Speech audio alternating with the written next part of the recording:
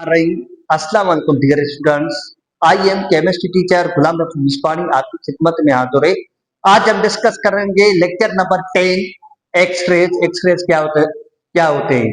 वैसे भी छुट्टियों में काफी थोड़े दिन ही रह गए, मतलब आज 28 तारीख है आज, मतलब थोड़े ही दिन काफी मतलब रह गए हैं। आई होपफुली मैं उम्मीद करता हूँ कि आपने छुट्टियां भी इंजॉय की होगी और लेकिन स्टडी पे भी फोकस किया होगा। तो बिना टाइम वेस्ट किए हम आगाज करते हैं कि एक्सरेज क्या होता है।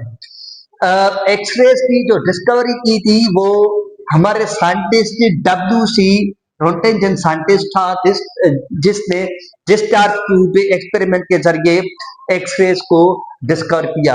मतलब जैसे हम फर्जी तौर पर नाम लेते हैं एक्स एक्स वैल्यू, मैथमेटिक्स में जैसे हम कहते हैं कि एक्स वैल्यू, तो उसका पता नहीं था कि एक्स रेज, मतलब उसका नाम किया गया एक्स से।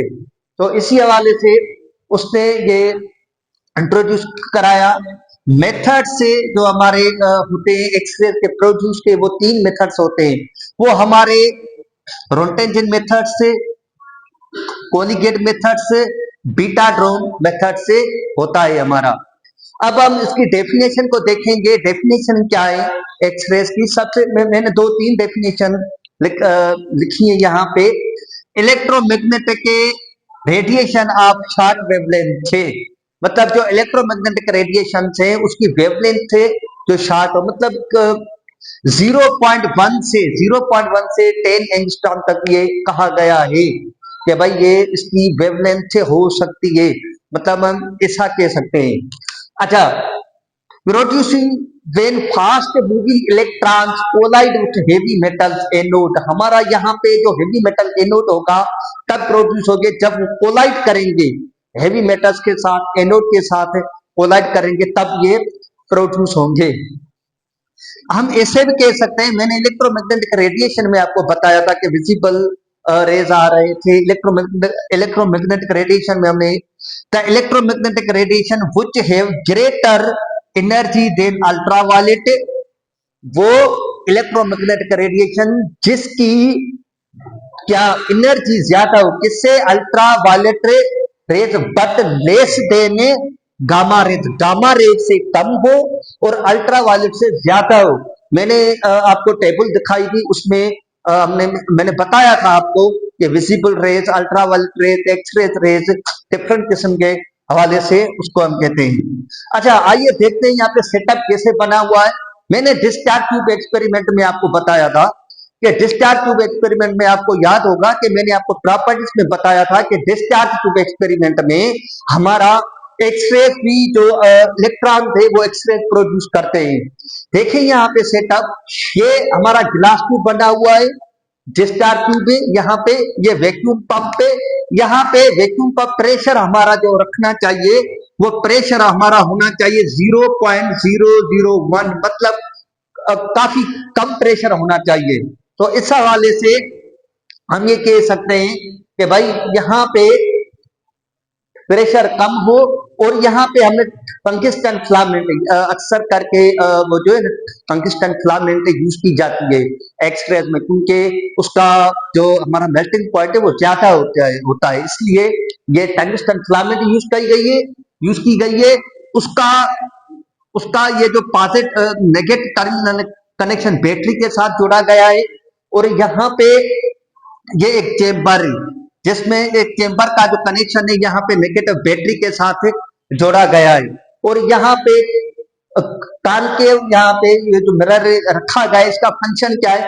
जो हमारे कैथोड रेज, मतलब जिस तरह मैंने आपको बताया था कि हाई वोल्टेज सोर्स, आपको ये अंदाजा होगा कि मैंने आपको बताया था जब डिस्कवरी ऑफ इलेक्ट्रॉन में 5000 से लेकर 10,000 तक, आप इस बात का अंदाजा लगा लें कि 10,000 से 10K से 30K तक के, और 30K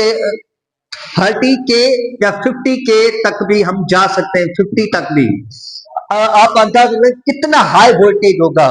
जब वो ज्यादा हाई वोल्टेज यहां से इलेक्ट्रॉन आएगा तो इलेक्ट्रॉन आकर यहां से पास होगा, इस कॉनकेव में से गुजरेगा। अगर कॉनकेव में से गुजर कर यहाँ पे डायफ्लेक्ट होगा, मतलब हम ऐसे कहते हैं कि यहाँ पे ये ये कंबाइन हो जाएंगे और यहां से जो एटम का जो electron highly energetic very fast, highly energetic very fast, उसको क्या करेंगे कि इलेक्ट्रॉन को नॉकआउट करेंगे, इलेक्ट्रॉन को निकालेंगे।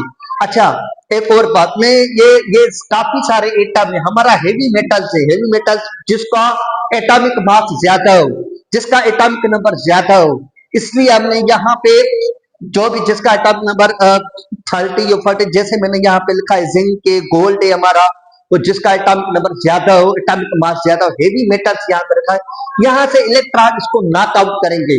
मैंने ये काफी सारे एटम दे रखे हैं, हम एटम में से अगर देखेंगे तो यहाँ से ये एक एटम, इसका मैंने जूम किया है, ये एक एटम यहाँ पे रखा है मैंने, एक एटम जब मैंने रखा है तो यहाँ पे के शेल के एल एम एन ओ। अच्छा, इस यहाँ पे बात में आता हूं, यहाँ पे देखिए जरा क्या हो रहा है।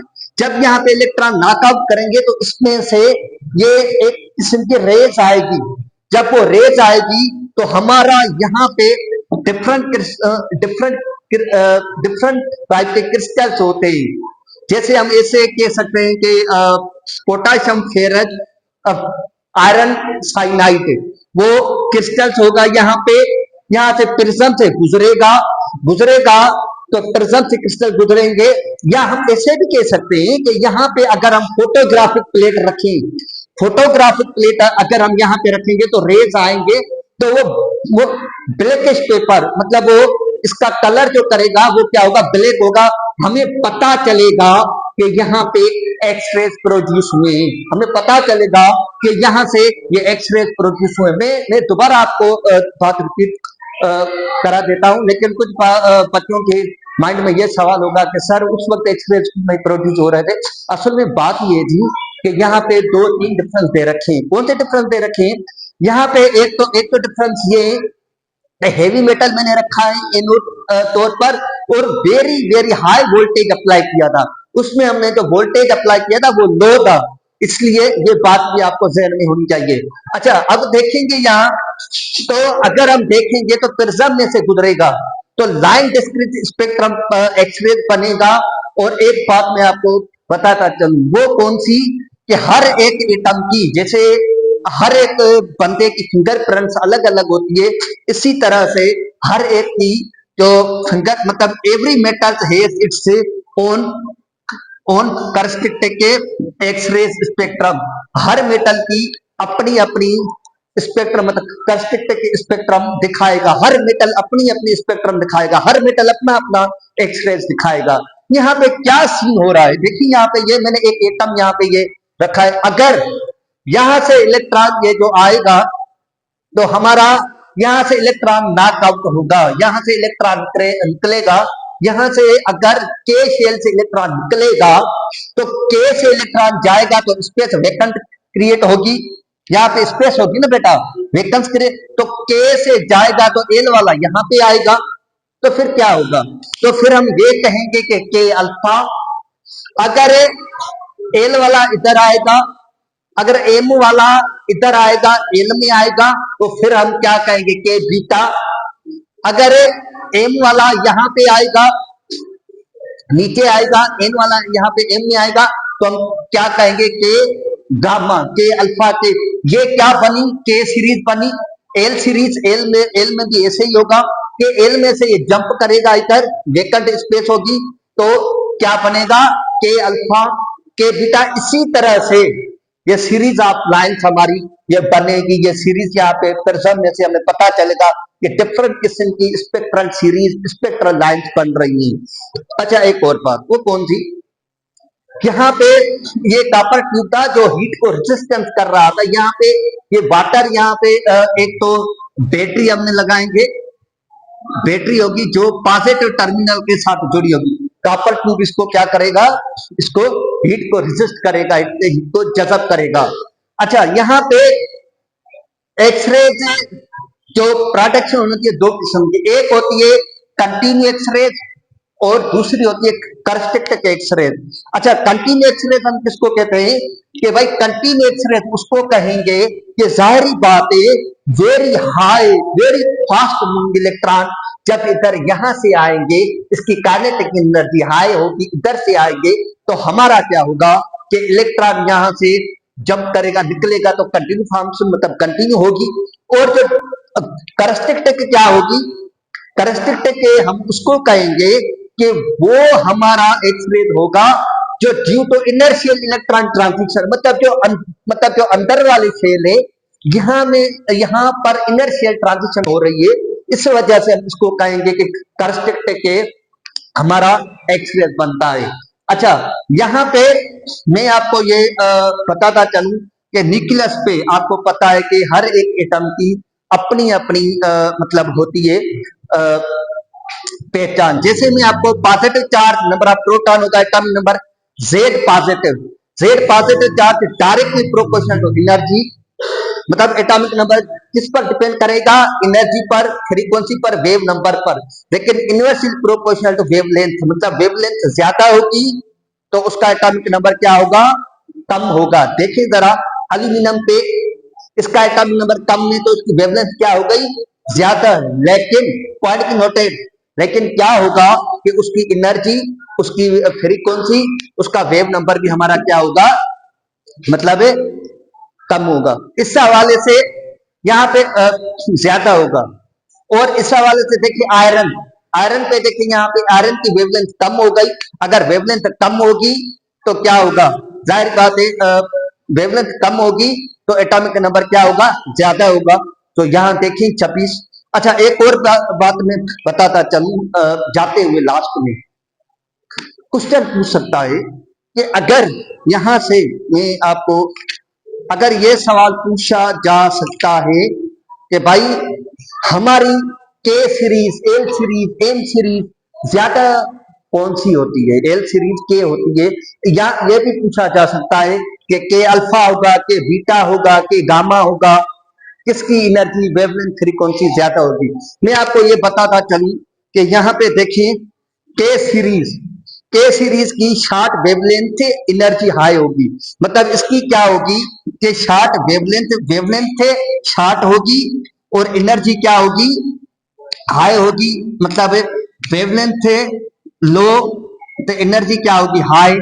इसकी हम जाएंगे के से एल, एल में एल की अगर देखें तो उसका उलट होगा, इसमें वेवलेंथ क्या हो रही थी, कम, एनर्जी क्या हो रही थी, हाई। एल में देखेंगे तो यहाँ पे लिखा है कि वेवलेंथ ज्यादा होगी, इसमें वेवलेंथ ज्यादा होगी और एनर्जी क्या होगी, कम होगी। यहाँ पे वेवलेंथ और भी ज्यादा होगी, एनर्जी क्या होगी, कम होगी। लेकिन ये तो था सीरीज के एल एम। अच्छा, ये मतलब ये भी बात आपको ध्यान में रखनी चाहिए कि के अल्फा बीटा गामा, उसमें से भी ये भी उसकी सीरीज में के अल्फा एक्सरेस ग्रेटर देन के बीटा एक्सरेस ग्रेटर देन के गामा। ये था मतलब थोड़ा सा लेक्चर। आई होपफुली मैं उम्मीद करता हूं कि आपको ये बात समझ में आ गई होगी। अपने teacher chemistry teacher Ghulam Nabi Subhani को दीजिएगा इजाजत। दुआ में याद रखिएगा, अगर कोई भी क्वेश्चन हो, कोई भी डिफिकल्ट जो सवाल हो तो मुझसे कमेंट बॉक्स में पूछ सकते हैं। अल्लाह ने के बाद